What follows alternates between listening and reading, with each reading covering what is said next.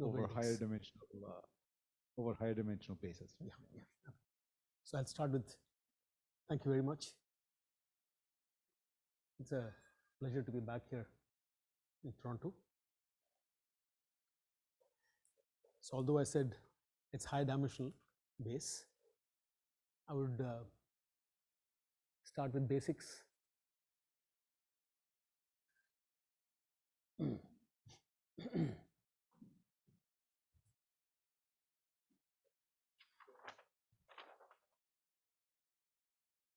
So I'll start with the basic, the one-dimensional case.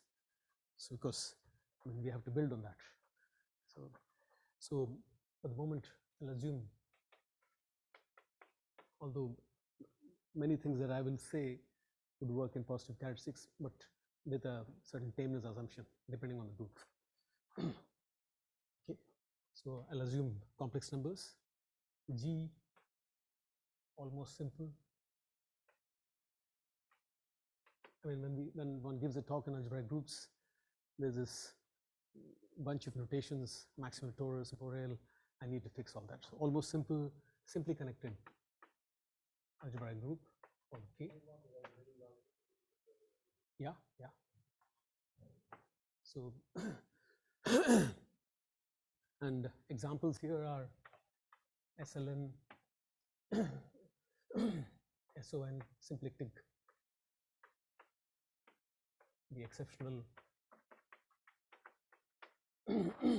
So these are the examples that one is looking at, and I'm just making these assumptions because several things become more natural here rather than the more general reductive case. So you fix maximal torus, Borel.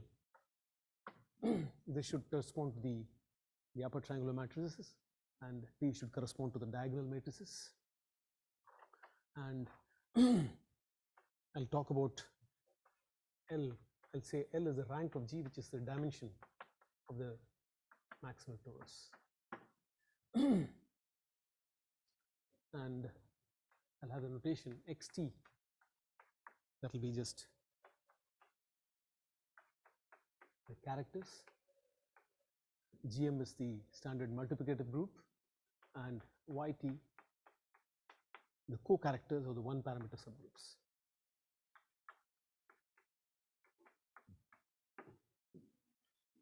Okay.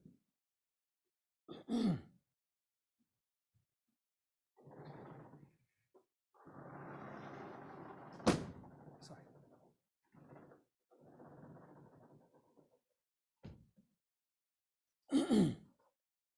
And we always fix the root system.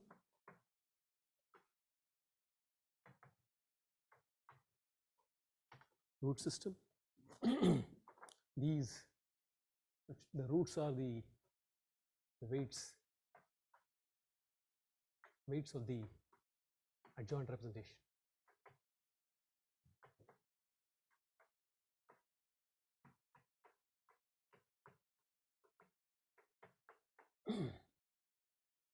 Right, so you take the maximal torus and break it up into weight spaces. So those are the roots for this. And inside this set of roots, I always fix a set of simple roots. This is usually is L in number, L being the rank of the group G, and I have the so-called positive roots inside phi. And if you take any root here, I can write it as an integral linear combination of the simple roots here. So these I going from 1 to L, and these MR I assume are positive if R belongs here. So these are the positive roots. And of course, in all this, there's one, in the case that we are looking at, when G is simply connected and simple group here, this adjoint representation is an irreducible representation. So there is something called the highest weight for this representation, and that highest weight is called the highest root.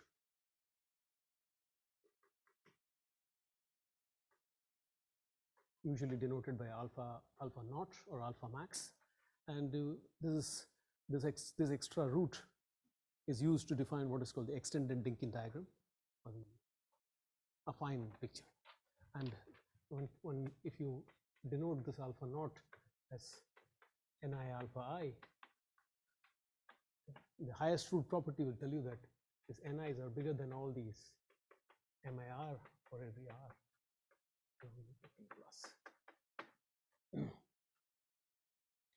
Okay.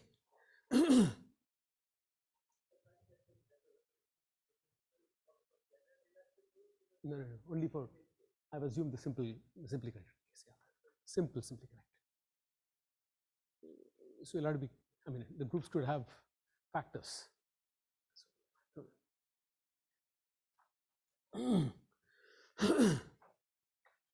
So this highest root is quite magical in its the way in which it manifests properties of the algebraic group. I mean, it's one of those remarkable features. I mean, several. I mean, for example, there's something called the coefficients of these. If I take Ni plus 1, this is a very important invariant called the Coxeter number of G, and kind of mysterious things that happen with because of alpha naught. If one spends some time with these constructions of these algebraic group schemes, it shows up in many ways. Okay, so let me just.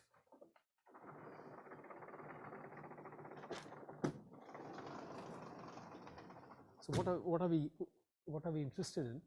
So the following is the picture. A will be a discrete valuation ring. I'll assume complete,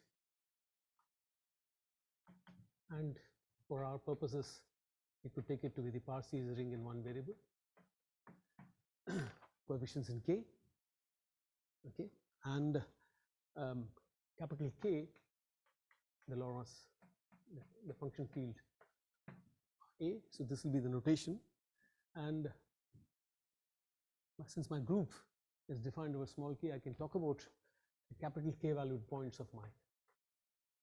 This is morphisms from spec capital K. This is a group, just a group, and one is interested in understanding subgroups of these. So let me just say that I look at subgroups here.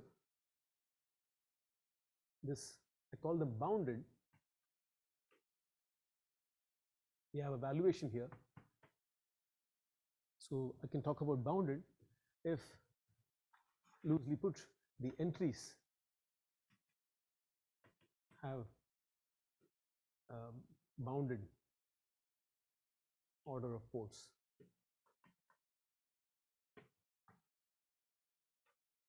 I'll give examples of bounded groups.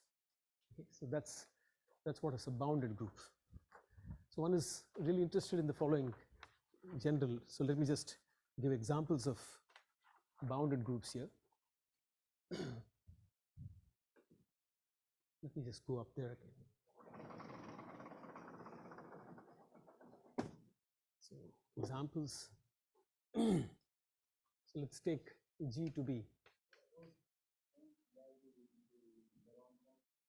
Yes. So you will have therefore all possible orders of poles, but you're looking at subgroups where that is actually bounded. It's bounded, uniformly bounded. That's all. So let's take the example of SL2, for example, and examples of bounded groups. I look at entries here: A, B, Z, C, B, Z, T. Sorry, it's my uniform as where A, B, C, D are elements of my ring A. So this is an example of a bounded group, usually called the Ivahori subgroup. I'll come back to these a little later. Of course, just the A-valued points is an example of a bounded subgroup. where all the entries are there. So that's the obvious bounded subgroup. So apart from this, I have A Z inverse, T inverse B, PC D. This is also a bounded subgroup. Okay, and of course I'm assuming that AD minus BC is 1, and they're all inside A, same condition. So this is typically two examples of such bounded groups. In the case of SL3, one could look at examples where I have, let me just write A, T inverse of A, T inverse of A,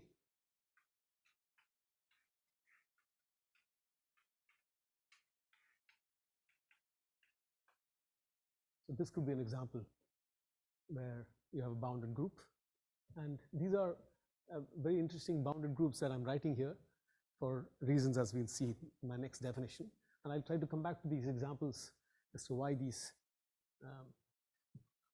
these are matrix groups, otherwise one has to be, one can't depict it so nicely, but these are the typical examples, and in fact the ones we are going to look at are, one can list them out, what the kind of groups that we look at.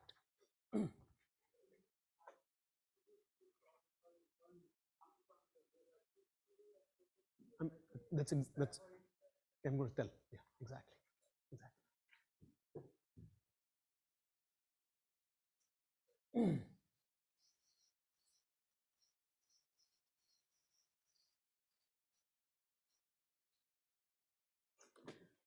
So these are some examples. One can have other examples, and I'll come back to those examples a little later. So what are we really looking at? So this is the history of this subject goes back to papers of Bruhat-Tits, and this is from 1967 all the way to 1987, some 20 years of labor where they produced close to about 1,000 and odd pages of mathematics here in the scale of Grothendieck. Okay. Grothendieck's kind of comprehensive nature, and two long papers. One paper in 1972 in the IHES, it started the story, that is Bruhat-Tits 1, and then there is a Bruhat-Tits 2 which came in 84, 12 years after that, and then a few more papers to complete the picture. So those are long papers, each one full issue of the IHES.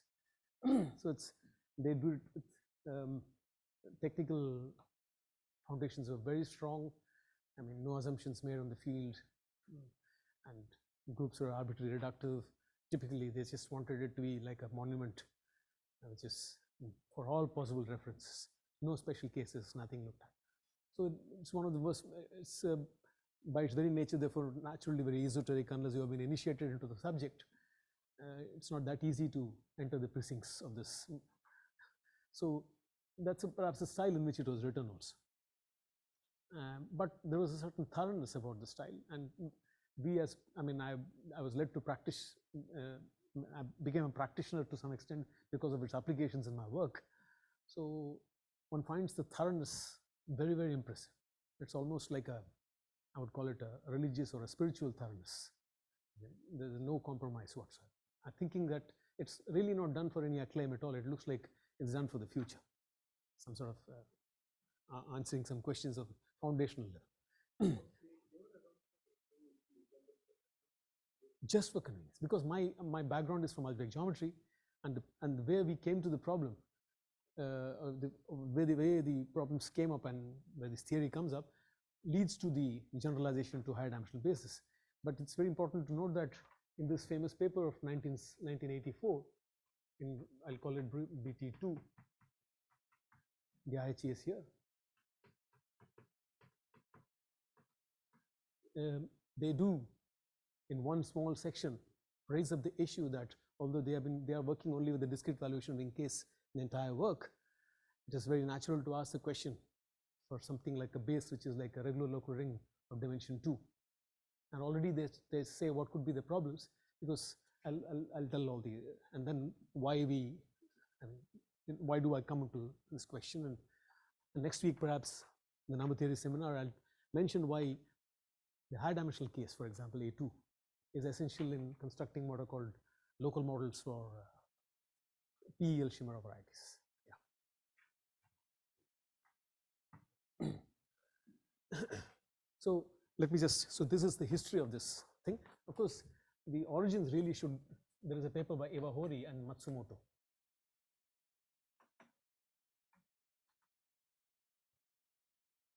This is 1960s, 62, I think, IHES. So this is where I think, in some sense, the p-adic theory is founded, I think this. And these people went on to take it to its completion in some sense, the large scale. Okay. Pardon?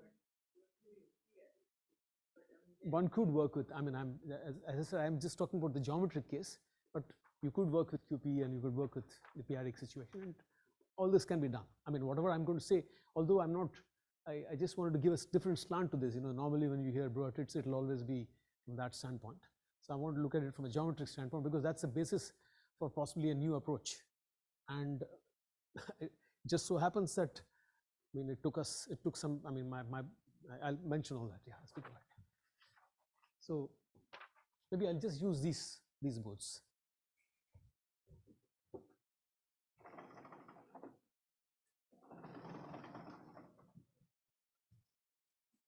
So what is the basic question that they're looking at? So let me make my definition here. So I'll look at what are called schematic subgroups. So a subgroup M of GK is called schematic if there exists a smooth, affine group scheme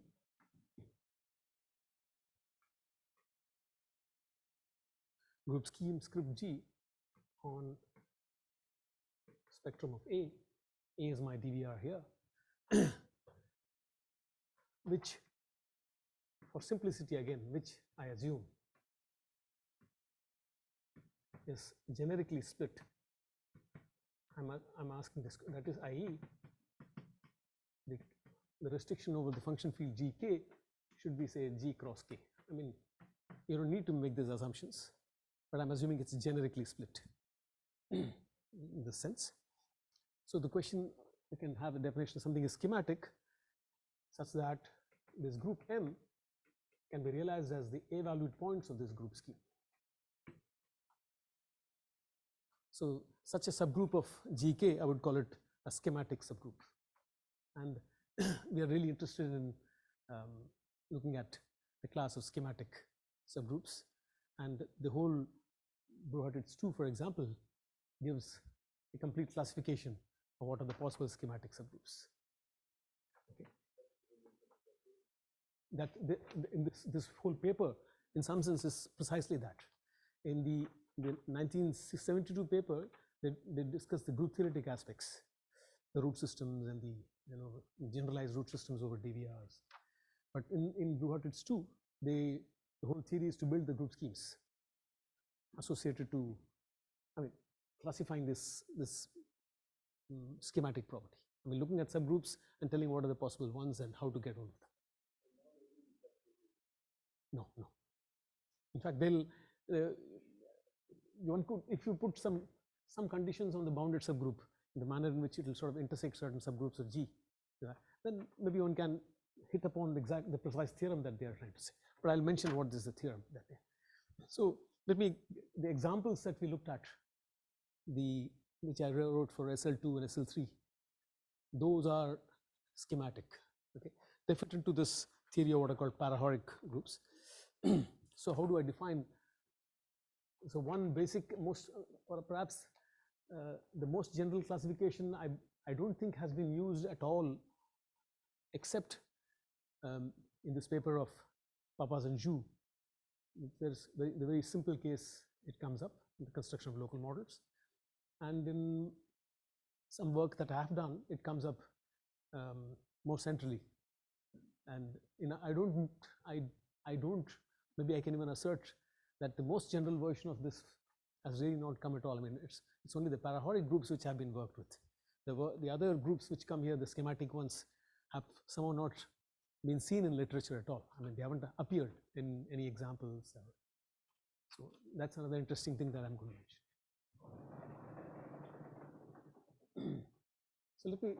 So let me just quickly define what the Ivahori subgroup is. So you start with the A-valued points and take the evaluation map to GK and put P equal to 0. And inside this, I have the standard Borel that I have fixed for my thing, and I simply take the inverse image. So this, in some sense, well, if you think of this as upper triangular matrices, all the lower triangular entries will have a P factor coming there, and then I put P equal to 0, they vanish. So that's a typical Ivahori. So this is an Ivahori, and a general Ivahori is a GK conjugacy class of I.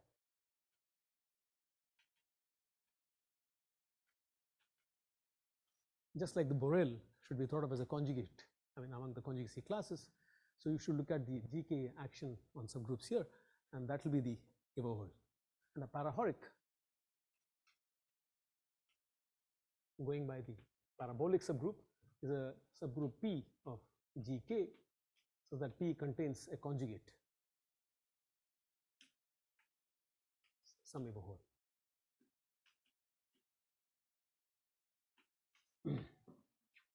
Okay, that's a parahoric. Absolutely. It's not, I mean, it's somehow people get horrified by it because of its. Okay, so that's a parahoric, and so it was in the late 60s itself. They knew that these were schematic, but they did not have a complete classification. So there is a string of papers in the compte rendu, which was for many years that was the only reference. About 6 or 7 compte rendu notes by Bruhat-Tits, where they study all this, the representation theory, the whole. I mean, it's all announcements, many of them, with idea of proofs. So the more general version is what comes up in. So when we talk about all these things, there's something called, one has to be a little careful about the fixing of these root systems. There's something called an épinglage, a pinning of this group which one needs to fix to be able to talk about all these group schemes. So those are what are called the standard root. I mean, when you fix this root system, you have to also fix what is called an épinglage. This is like pinning of the butterfly, I mean, this is the terminology that Grothendieck gave. So you take the butterfly, open it out, and pin some sort of rigidification of the root system. So this is a pinning. The picture is, it's there in Milne's book, where the butterfly collectors usually pin the butterflies like that. So that's this word. So what you do is, when you fix this maximal torus T, you also fix algebraic subgroups. Let me just call them U1, UQ of G. These are, each one is of course isomorphic to the additive group, and we also fix homomorphisms. Let me just say UR from GA to UR. This fixing of this data, fixing of these isomorphisms is what is called the pinning. Okay. I mean, they are abstractly isomorphic, but you actually fix an isomorphism, and then that makes the theory becomes. This rigidification is central to the whole thing. Of course, there are properties that this has to satisfy, and I'll just leave it there. So with this data, fixed with this data, you can, as I said, you work with the so-called extended Dynkin diagram. You also, along with the positive roots, you add this highest root alpha naught. So let phi tilde be phi union be 0 or alpha 0 or whatever it is. Okay. They have to satisfy some axioms. So now this is the key definition that I want to make here. This is Bruhat-Tits. A function from this root system, a real valued function, is called concave. They work with more general quasi-concave, but it's enough to work with this case. Concave, if whenever Ri belongs to phi are such that the sum of these Ri's also belongs to phi. One knows that in general this need not be the case. When you take roots, the sum of all the roots need not be. I mean, the root system is not linear in that sense. Okay, so if you take a bunch of roots such that the sum was also inside the roots, then you want the function f, the sum of Ri, to be less than summation f Ri. So this is the property of concavity, and what the examples of standard examples of concave functions which come up in the Bruhat-Tits theory or the parahoric theory are the following. So let me just write my examples. One is, for every root I can define fr, I'll call it mr theta. So where you take a point theta in xt, the characters inside R. Okay. So look at this, and there is inside this there's a distinguished class. I mean, there's an affine while group which will act, and you can look at the so-called fundamental domain of the affine while group action, and the so-called while alcove is a fundamental domain for that action. And if you take a point in the while alcove, there is a natural dual pairing between roots and co-roots, okay, because it's just looking at characters and co-characters. And so this mr theta will be then just nothing but the greatest integer function of minus of bracket of r comma theta.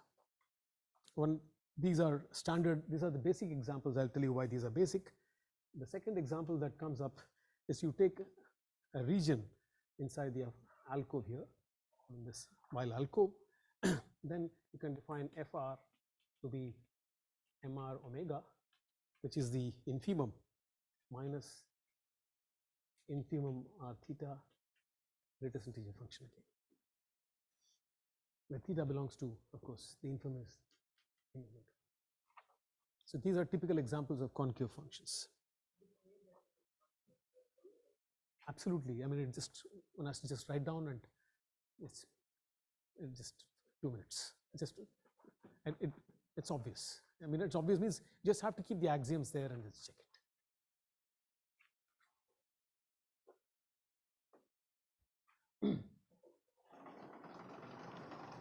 So I purposely wrote these. So I'll just call this type 1, these as type 2.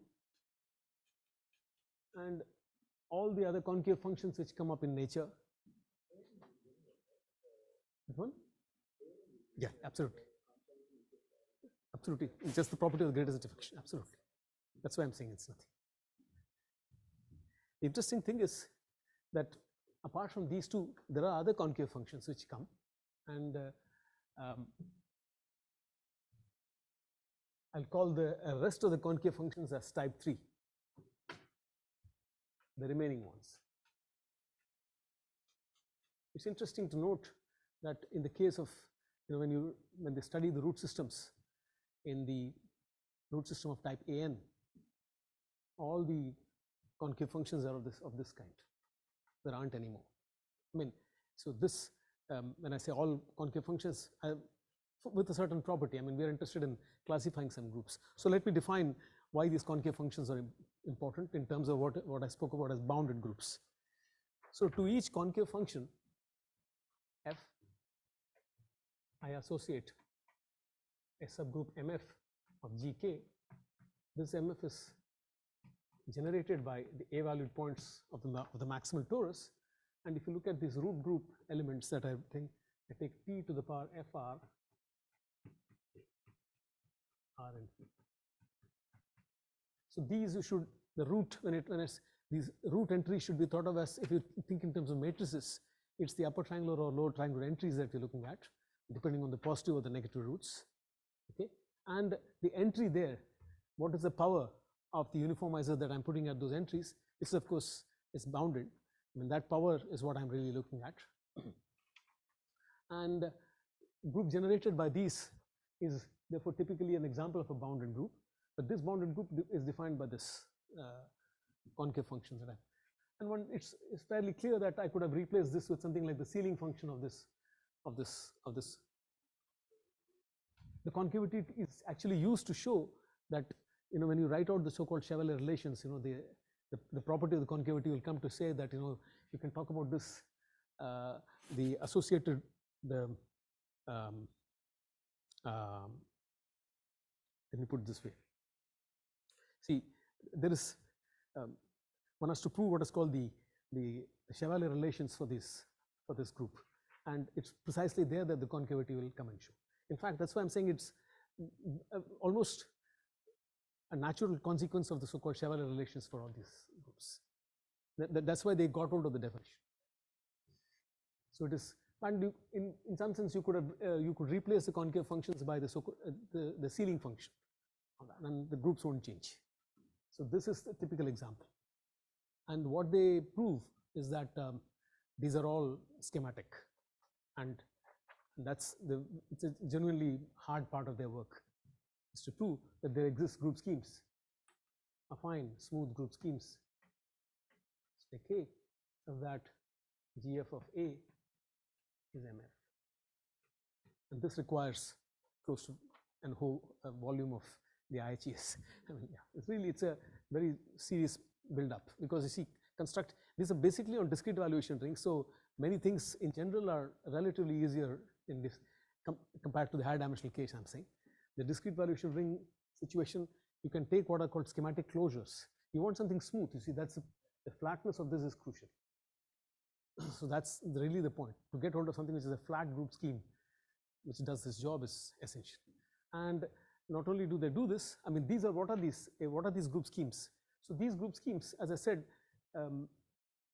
because they're sitting inside GK, the typical picture for these group schemes would be, you have the spec A here, and if you think of this as the close point, the generic fiber is a group scheme which is constant, G.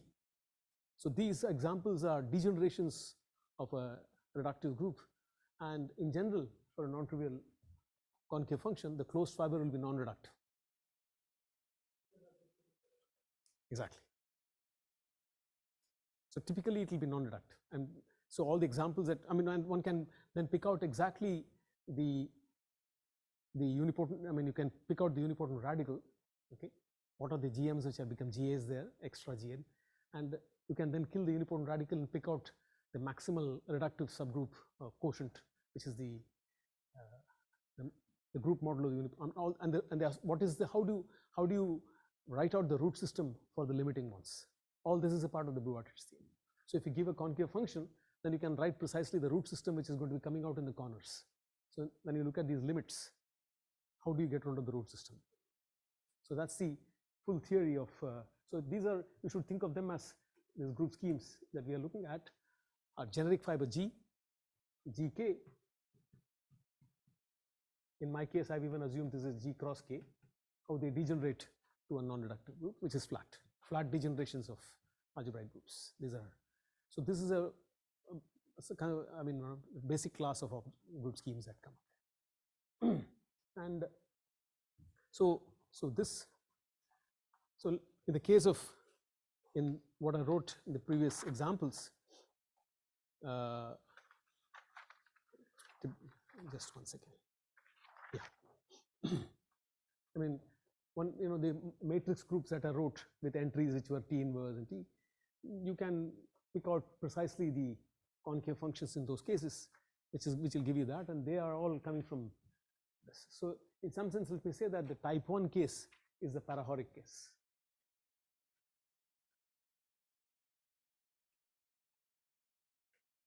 That means they are parahoric groups, therefore, are all associated to points theta of the Weil alcove.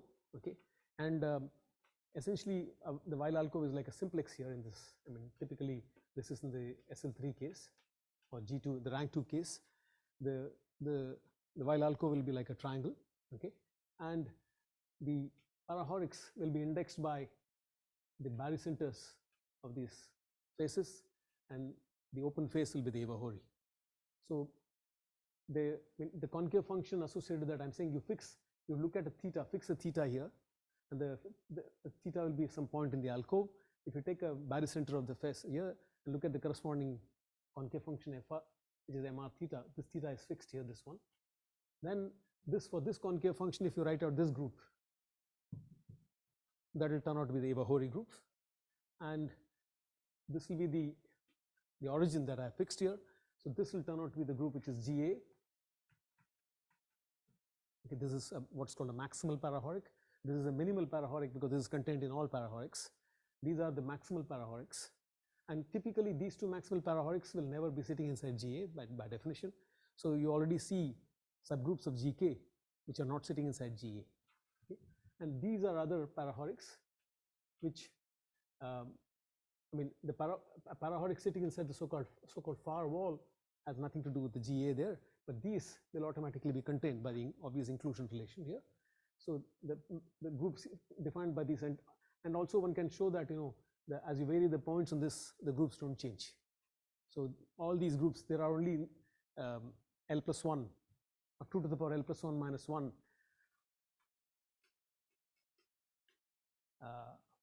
parahoric groups. L is the rank of the group. So L plus 1 is because I've added alpha naught. So 2 to the power L plus 1 minus 1. So that will be totally up to conjugacy. Parahorics are also defined up to conjugacy by GK. So these will be all parahorics. Okay. So, and these are extensions of the theory which naturally come up because you're not looking at, I mean, you could look at the omega as a convex hull of some sort of points. If there's a bounded, there's some sort of bounded domain inside this. So you can also fix, I mean, you can pick up some, I mean, maximal points whose hull will define a certain region so that the associated functions will not be any different.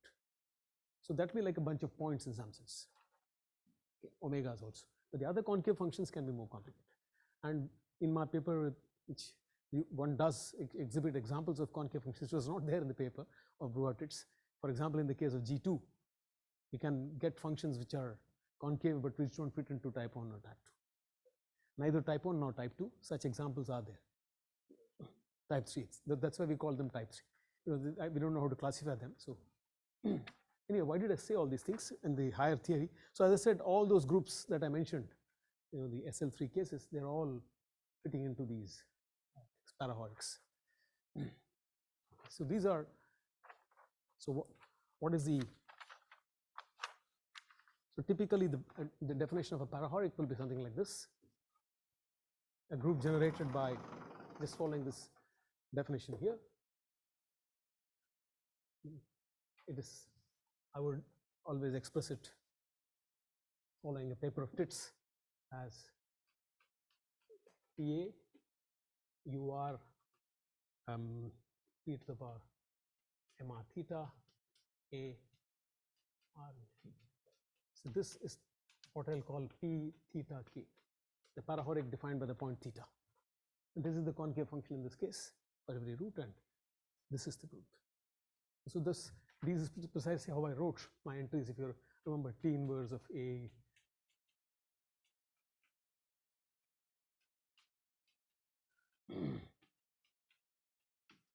groups like these. So that's exactly what I've written. Okay. So what is the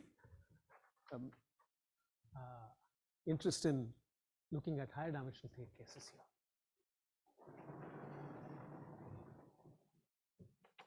So let me motivate it.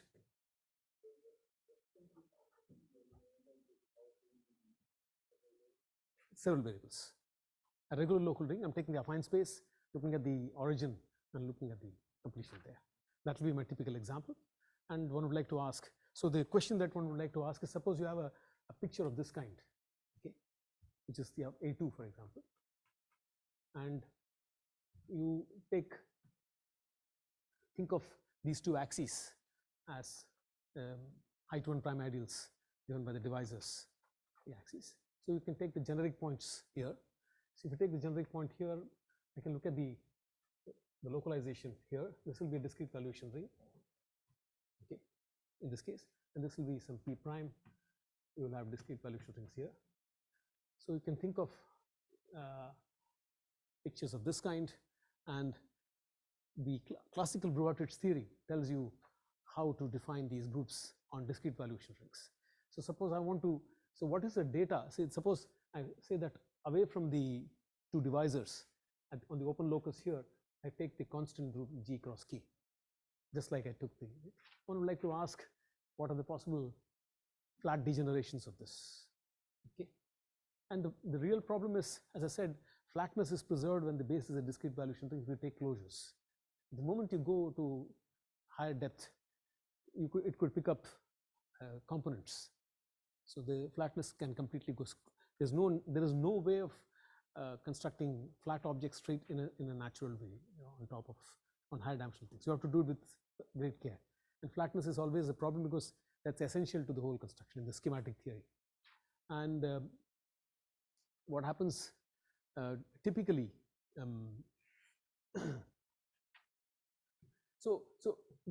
at the height 1 prime ideals, you could in principle have posed the following question.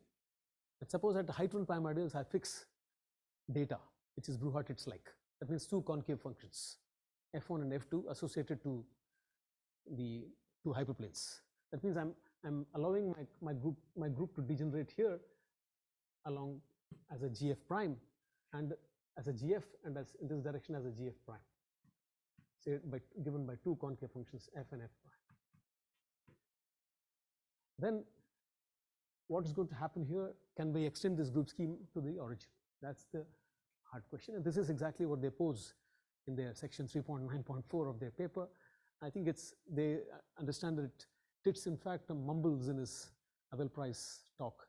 I mean, they did it for discrete valuations, but one should be able to do it for a higher. I mean, something like that he says. So extending it here is the delicate part.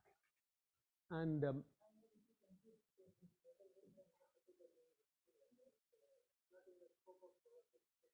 no, I don't need, see, that's what I'm trying to say. Although I put the assumptions of completeness and something like that, Bruhat-Tits theory doesn't require a priori.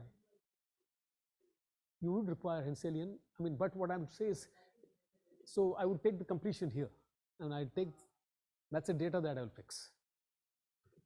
I'm just trying to say that I'm trying to give some sort of a configuration. The data at the height 1 prime ideals, how much will it, because at this point, if I want to extend this group scheme in that direction, okay, I do know that it's only a discrete valuation ring there. Locally, it's an analytic picture, and I would like to see how this extends, and that theory itself tells you in what with obvious constraints it's going to extend as a concave data, some sort of a concave function. So this direction we know, this direction we know, a priori. One would naturally ask what's going to happen. So that's the typical question. Okay. So the interesting part is that even if you put these 2 points parahorics, what we prove is that at this corner it's going to become a non-trivial concave function. So the theory, that's the theorem that let me rest. So I'll also, before stating that, I want to tell why I'm interested in this question. What is the motivation? At least the geometric motivation. As I said, the arithmetic motivation for, so the Papa's Zhu paper, they take this case of 0, f. That's a picture that they require. Of course, one of the axes is the p axis. They work with characteristic p there, but that can be. I mean, we have to just choose the uniformizer carefully there. And this case is typically what they are interested in. And this construction of this group scheme plays a central role in their paper. I would say, in fact, the most important thing there. and proving that it is actually smooth, affine is crucial. Bruhat-Tits mentioned that they suspect that it may not be affine in general, it will be only quasi-affine, and they try to give some examples, asking, and they pose questions. We do not know whether it is these group schemes are actually quasi-affine. We are able to prove that their examples are actually affine in our paper. Bruhat-Tits' example. This is also a special case of what we do, as we have mentioned in the paper.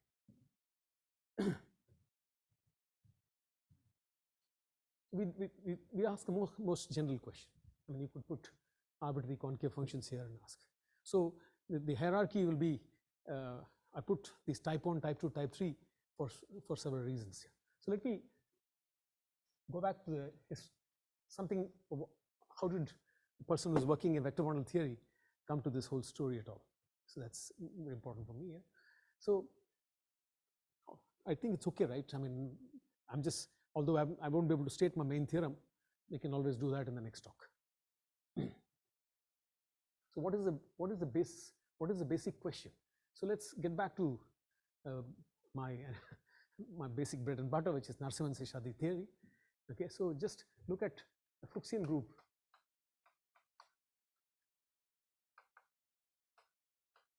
Okay, so I'll assume that this Fuchsian group in the Shimura classification has only elliptic fixed points for the moment, although we can go elliptic fixed points, acting with elliptic fixed points, which means finite stabilizers on the upper half space. So this is acting on the upper half space. Otherwise, I'll have to add some cusps to the upper half space to talk about the quotients if I want a compact quotient. So anyway, this is enough for me for the moment, and I'm interested in representations rho.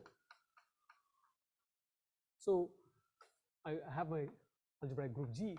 I also fix, unfortunately, I don't know, maybe Kg, a maximal compact subgroup like the unitary groups, and we are interested in representations of this into Kg. Okay, with so these groups can be classified actually. So they'll have the free part and the torsion part, A1, A2, AG, B1, B2, BG, C1, some CL, some CN. These are finite order elements, Ci to the power AI equal to 1, and the product of the commutators times C1, C2, Cn is equal to 1. So this is typically all Fuchsian groups with elliptic fixed points. So you are interested in representations from this such that you fix the conjugacy classes, fix conjugacy classes of these. So look at all possible representations up to inner conjugation action by your joint group. So I'm looking at this space of such representations, modulo Kg bar, that is Kg modulo the center, and then you look at the space of representations. So one is, in the case when Kg is the unitary group, okay, so this is precisely the so-called Mehta-Seshadri theorem, classification of these objects in terms of something in the quotient. So you want to understand this space, which is one side of the spectrum here, in terms of, so you look at upper half space modulo pi and call this X. This is the Riemann surface of genus G greater than or equal to 2. We are looking at the upper half space. So typically, if you look at this space of representations, to each representation, you can associate a vector bundle V rho on X in the case when rho is from pi to the unitary group. So this is of rank R on the, and there are these marked points x1, x2, xn, images of the fixed points for the Fuchsian group in the upper half space. You take the images there, and at these points you'll have flags, certain flags here of varying. So and then there are some natural weights which get associated with that, and the modelized space of vector bundles with these added structures. This is called parabolic structures. And there is a functorial bijective correspondence between such objects. In fact, it can be extended to a geometric correspondence as real analytic manifolds and things like that. So this is the Mehta-Seshadri theorem, generalization of the Narasimhan-Seshadri theorem. In the Narasimhan-Seshadri theorem, you won't have these conjugacy classes, you just have the free group, which is the fundamental group, and you'll have unitary representations. And there's a notion of semi-stability here, and stability, and irreducible representations here will correspond to stable objects and vice versa. So this is the famous Mehta-Seshadri theorem. This is the image. These are the images of the fixed points for pi on the upper half space. Take the images, some finite number of fixed points. You'll have corresponding to these conjugacy classes, and the natural vector bundle which comes there will pick up some flags of length dependent on the order of these CIs. Okay, so that's how the flag lengths come, and the data, there's a bunch of weights also, some rational numbers will come, and those are the parabolic weights. And then the stability condition, there will be a natural notion of parabolic degree, and Mehta-Seshadri define the correspondence precisely. Absolutely, slope stem stability. Now, if you instead of Ramanathan had the theory just like analogous to Mehta-Seshadri and Narasimhan-Seshadri, you could take fundamental group representations in the compact case. What he proved was that you get principal bundles which are stable, and there's a natural generalization. And suppose you take a Fuchsian group and ask the same question, a natural thing to expect is maybe you'll have principal bundles, but with maybe some flag-like structures at those mark points. It doesn't happen. That's the first thing that happens when you go outside the linear case. It's a big, I mean, it was several wrong papers were written, including one by Ramanathan and Bosle, expecting that this would happen, but it doesn't happen. We discovered it. So what happens is something more interesting. So what happens is, associated with these conjugacy classes, these are finite order elements. There will be points of each conjugacy class will determine a finite order or a rational point of the so-called Weil alcove that I have said there. There's a way of, because these are finite order elements in the maximal compact. There is a nice correspondence between finite order elements in the compact subgroup and the rational points of the Weil alcove. So to each of these CIs, a certain point theta I will be created in the alcove, which is the Weil alcove that I said, which is a domain inside xt cross tensor R, I mean the space of characters. So this is the fundamental domain, and there is a way of associating that. I need to tell all these things in leisure, but I'm just telling the big picture. So to these theta i's, then you look at the Riemann surface now. You have these marked points xi's here. At this point xi associated with the conjugacy class Ci, you take a small analytic disk, look at the Bruhat-Tits group scheme associated with this theta I there, whose generic fiber is G, and the closed fiber is determined by the conjugacy class theta I. You glue up these group schemes to the constant group. So you get a big, at each of these points, you get one group scheme like this, G theta J like this. All these are generically G cross K. So you can glue them up in some FPPF sense of descent. So there's a big group scheme which gets created depending on these conjugacy classes, these points. It's a bijective correspondence. So this completely determines. Take these group schemes, look at the principal homogeneous spaces for these group schemes. That is the correspondence. That is, for representations here correspond to torsors under these group schemes. And unless if you look at the alcove picture that I said, typically for points here on this far wall, which is half the number of things, you will not get G bundles at all. You will only get objects which are not principal bundles, because you will get parahorics. See, if your parahoric is sitting inside GA, then if a parahoric is sitting here, then the transition functions will also already be inside G, because you're looking at your group schemes that you're looking at have in some sense a morphism into the constant group. GA determines the constant group scheme over spec K. So if you look at group schemes determined by this inclusion, one proves, gives you a morphism from G theta to this kind of groups. So if you take a principal homogeneous space, you can talk about extension of structure group here, and they will take values in G. But if there is no inclusion like this, which is what I said about parahorics here, then there is no way of comparing these group schemes with the constant group. So you will not get principal bundles. That's the first.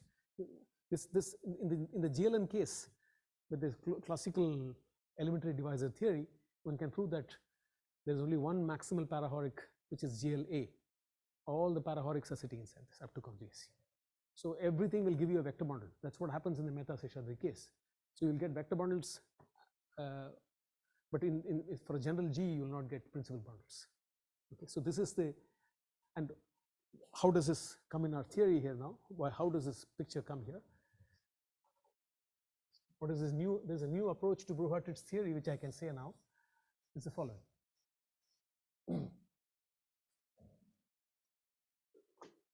So you take the upper half space on which this Fuchsian group is acting, and there is a nice result of Selberg.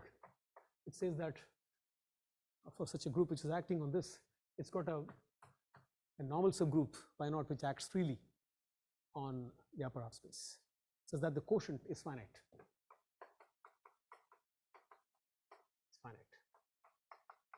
This is there in the TIFR conference. Or 60 maybe. Yeah, I have the volume. So you can look at the pi naught action here. So your quotient can be factored as h mod pi naught and x. So this, I'll call it y. This is like a ramified cover with Galois group gamma. So you take the corresponding point here, which say a point yi above this, and there's a point xi here, and typically this map will be some z going to z to the power ni. And so we are looking at, since pi naught is acting freely here, if I take the trivial bundle here, h cross g, then it will descend to something here, because I'm just taking the pi naught quotient here. I'm simply taking the push forward of that. But if I come here now, I'm going to look at, typically I'll be interested in the local picture where I'll have a ramification of order ni, and I'm going to look at a principal bundle here now, which is also on which the stabilizer at this point, which is some mu ni, will act on the principal bundle. So you're looking at an equivariant principal bundle on a disk now. That's all that we have situation here, where the Galois group by mu ni is acting on the principal bundle.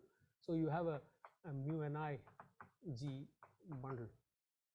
And a theorem of Grothendieck tells you that all such bundles on a disk, because of some Steinness property, they all come via representations of the cyclic group into G. In fact, it will go into the maximal torus because of the cyclic group. And basically, I'm trying to say that they look like simply the disk cross G with a diagonal action of this. Mu ni is acting on D, and it will act on G through this representation. So all such bundles will come with such linearization, such properties. You can then ask, if you take this situation, what you can do is take the automorphisms as mu and g automorphisms of such bundles on this disk. So the question is simple. You take just a disk, look at these canonical action of mu and there, z going to z, look at the quotient, which is the disk given below. Look at a principal bundle here, which is a mu and g bundle with this action. Look at the space of group of automorphisms. The theorem is that this corresponds to the parahoric p theta I of k, where theta I corresponds to that point. I've chosen a point here corresponding to that. So the group of automorphisms of this principal bundle, which are equivariant principal bundles, gives you a parahoric. And all parahorics come like this. So you have a completely different approach to constructing parahoric groups, at least in good characteristics. I require some tameness assumptions. P should not divide some coefficients or something. So all parahorics can be realized as automorphisms of such bundles. So this is my theorem with Seshadri in 2015. Okay, so using this is how we prove the analogous theorem here of the Mehta-Seshadri analogue of parahoric G bundles. So once you do this, you are looking at a different approach to constructing Bruhat-Tits group schemes. In fact, you can again take you can look at these automorphisms groups. If you take a principal bundle on some space X, there's something called I can look at G acting on itself by inner conjugation, and you can look at the so-called E cross G with that action. So this will be a group scheme now, because if G is acting on G by inner conjugation, the identity element will be left fixed, so you'll get an identity section. Otherwise, in general, you will only get a principal bundle, or you'll get an associated fibration, but this one will actually give you a group scheme. And so this is called the gauge group, and the sections of this gauge group scheme are precisely the automorphisms of V. Okay, there's some functorial Grothendieck way of looking at it. So the sections of this is precisely this. So if you take these group scheme now, this group scheme is defined here. And since this group E, this principal bundle E had a mu n action, this group scheme will also have a lift of the action. So now you have a finite flat morphism here. You can take the Weil restriction of scalars of this group scheme. By general theory, because it's finite flat and these are affine group schemes, if you call this map P, you can look at P lower star, which is the Weil restriction of this group scheme. And when I push it down, it will continue to have the action of the mu and I, so I can take the fixed points for this action.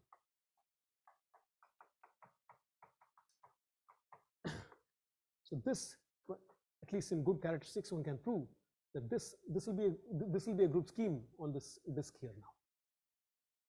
So this will be a group scheme on spectrum of KT